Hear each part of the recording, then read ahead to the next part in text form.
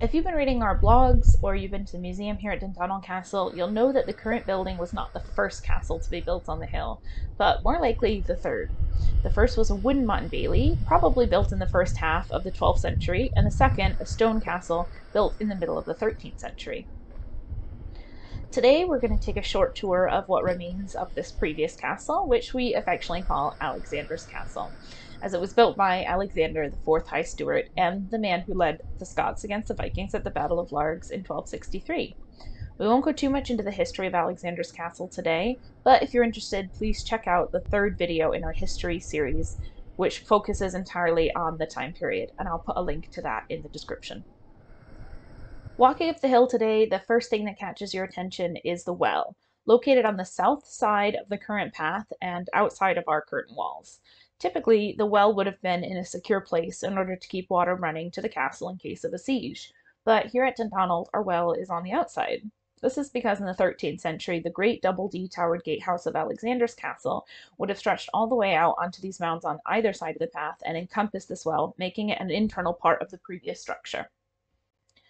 As we walk up this path, we're walking through what would likely have been the entrance to Alexander's Great Castle from around 1240 up to about 1298. Within our current walls is the outline of the only intact building from Alexander's time.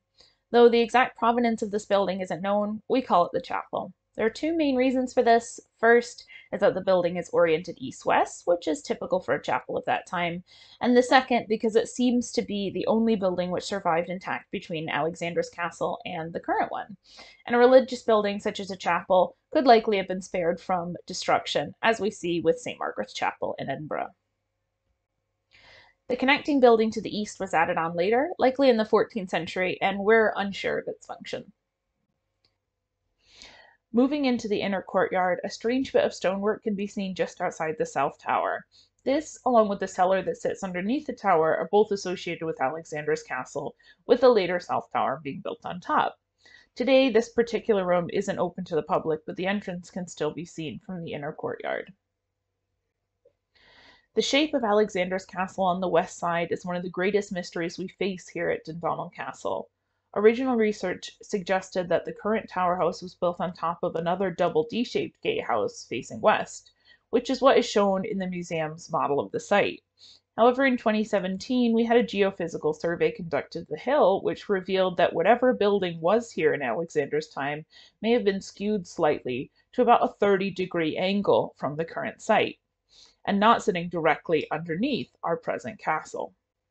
This may help us to explain why, in an archaeological investigation in 2019, some medieval masonry was found in just outside the southwest corner of the current castle, though unfortunately we weren't able to identify the full shape of that piece.